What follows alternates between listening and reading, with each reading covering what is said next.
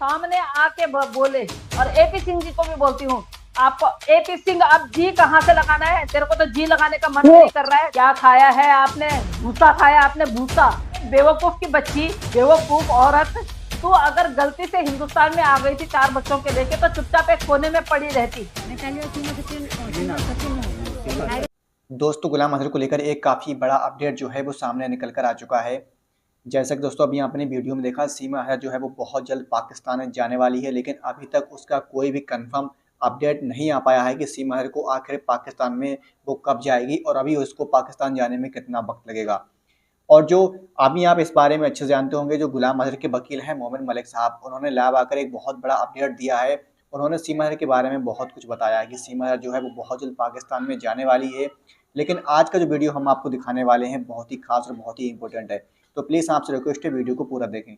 जो नामर्द आदमी है, जो ये काम, ये कृत्य करवा रहा है ना, अबे नामर्द की औलाद है वो, और वो नामर्द है। सामने आके बोले, पहले हैदर भाई से तलाकनामा दिखाए, तब मैं मानू उस मर्द को कि हाँ तेरे पास तलाकनामा है।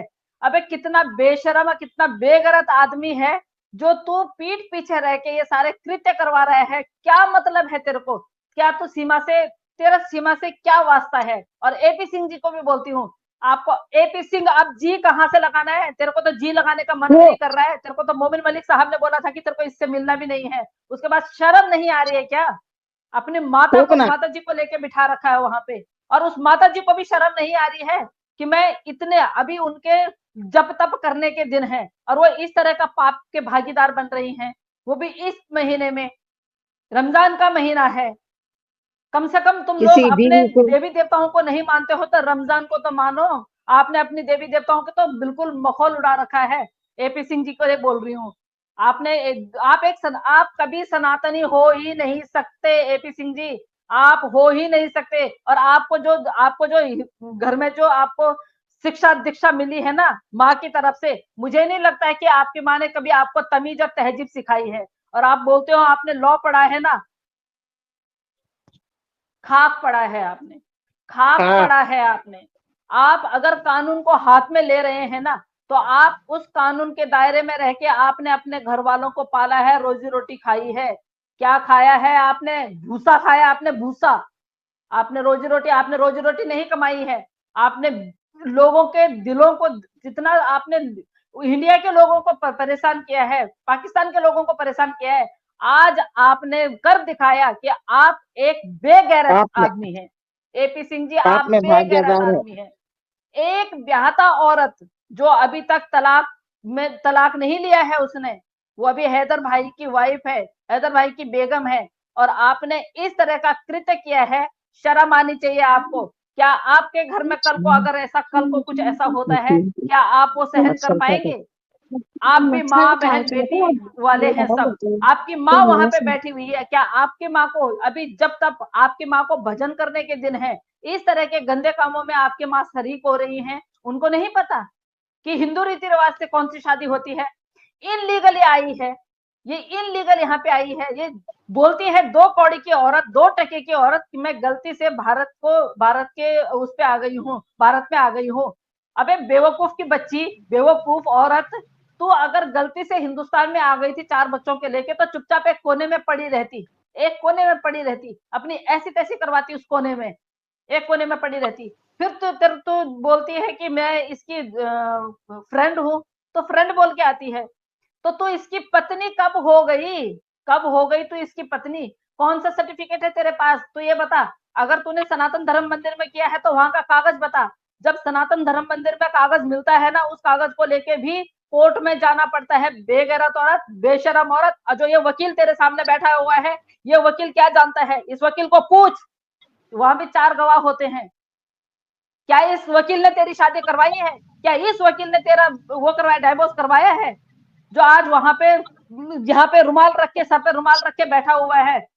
बेवकूफ इंसान, लॉ पढ़ा है तूने, भारत की बेटियों के लिए तेरे पास कोई टाइम नहीं है, लेकिन बाहर मुल्क से जो औरत भगोड़ी आई हुई है, जिसको पता नहीं तो अपने लिए लेके आया होगा। मुझे तो ये भी नहीं लग रहा है कि भाई तू सचिन की शादी होने देगा। अगर ऐसा होता तो उसके कमरे में ना वो नहीं लगवाता कैमरे। सही बोले, समझा? सही बोले। उसके घर में तूने कैमरे लगवा रखे हैं।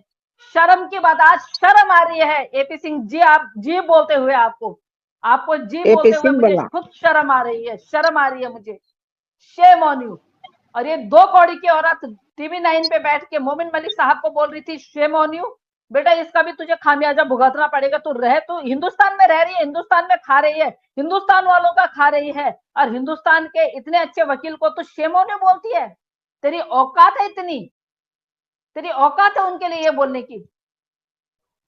कोई बात नहीं है, तो कर शादी, कितनी शादी करती है तू? तेरी पता नहीं अब तक तो तू कितनी शादियां कर चुकी होगी। तू एक बंदे की होती तो तू एक के साथ रहती। जिनसे तेरे 4 बच्चे पैदा हुए तो उसकी ना हुई तो तू इस सचिन की क्या हो जाएगी, जो शक्ल का ना सूरत का, बेढंगा, जिसका शरीर का भी नहीं पता कि कहां से शुरू होता है कहां पे खत्म होता है। हमारे लॉ से ऊपर हो गया क्या तू? जिस लॉ को पढ़ के तूने अपनी फैमिली पाली है, आज जो माता तेरे सामने बैठी हुई है उसकी परवरिश तूने अब की है।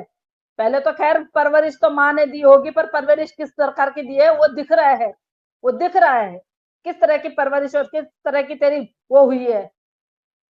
माँ खुद उंगली पकड़ को चला रही गलत रास्ते पे। ये माँ गलत रास्ते पे चला रही उंगली पकड़ के। सर में बैठ के बिल्कुल कथक कर रहा है, सर में बैठ के कथक कर रहा है। इतनी इज्जत देने, इतने गंदे काम करके भी तेरे को हिंदुस्तान की बेटियों की माँ को बहन को नको बोलो बोले। हिंदुस्तान की है, हमारे हिंदुस्तान का मजाक उड़ा रही है वो। कल को तेरा भी मजाक उड़ाएगी। सबसे पहले जब वो डिपोर्ट होगी तो सबसे पहले चप्पल तेरे घर की तरफ फेंकेगी वो, देख लेना। और तू इसीलिए उसके तेरे सारे कारनामे उसको पता है, इसलिए तो उसका साथ दे रहा है। इससे कुछ जो हमारे देखने वाले हैं यानी गुलाम हैदर के सपोर्टर हैं और इसके खिलाफ जो आवाज उठाते हैं वो मायूस हो गए कि शायद अब कुछ नहीं होगा इस केस में। भैया मैं उनको कहना चाहूंगा कि कोई भी मायूस ना हो। ये तो एक कानून की धारा और लग गई है। ये तो माननीय मोमिन मलिक जी ने सभी को भी, जो भी गुलाम हैदर के पक्ष की बात रखते हैं, जो भी लोग गुलाम हैदर से प्यार करते हैं, कोई भी दुनिया में कोई भी उनकी बात को रख रहा है, मैं उनको सभी से कहूंगा कि किसी को भी निराश होने की जरूरत नहीं है। शादी है सीमा हैदर की, वो इलीगल है, उसको मान्यता नहीं है। अगर वो 7 फेरों में शादी की है, लेकिन इससे पहले तलाक होता है, अभी उसका तलाक नहीं हुआ है। कोर्ट के कटघरे में वो एक और उस पर धारा लग गई है। और बहुत ही, मैं कहता हूँ, ये तो खुश होना चाहिए सभी को। ये तो खुशी का माहौल होना चाहिए कि इसने शादी की है, एक ड्रामा किया है। ये तो कोर्ट में दिखाए, कोर्ट पूछेगा ना भैया कैसे शादी करी बगैर तलाक के, सीधा जेल भेजेगी, सीधा जेल भेजा जाएगा इसको। देखना भाई साहब, आज ही माननीय मोमिन मलिक जी गए हुए हैं, इसी कार्रवाई से गए हुए हैं। सबको शादी की है, खुश होना चाहिए हम लोगों को, सबको। कोर्ट पूछेगा, सब कुछ पूछेगा कि बगैर एक पति के होते हुए उसके 4 बच्चे हैं, तलाक नहीं हुआ, कैसे तुमने शादी कर ली और तुम सनातन धर्म में कैसे गई है? धर्म परिवर्तन करवाना बहुत बड़ा हमारे भारत में गुनाह है भाई। छोटे बच्चे को तो बहुत ऐसे थोड़ी होता है यार। कानून है, कानून हमारा कर रहा है काम। जैसे जज साहब के सामने पेश होगी, सीधा इसको तिहाड़ जेल भेजेंगे, वो सचिन को भेजेंगे। देखना भाई, मैंने कहा है 10 से 12 दिन का, मैं खुद ही कह रहा हूं 10 से 12 दिन, ज्यादा से ज्यादा। कोई इसमें कोई रुकावट नहीं है। ये तो मोमिन मलिक जी को एक धारा और मिल गई उसको, वो तो खुश थे रात को। अरे भैया कानून जानते हैं वो, एक धारा को मामूली पॉइंट पकड़ के चल रहे हैं।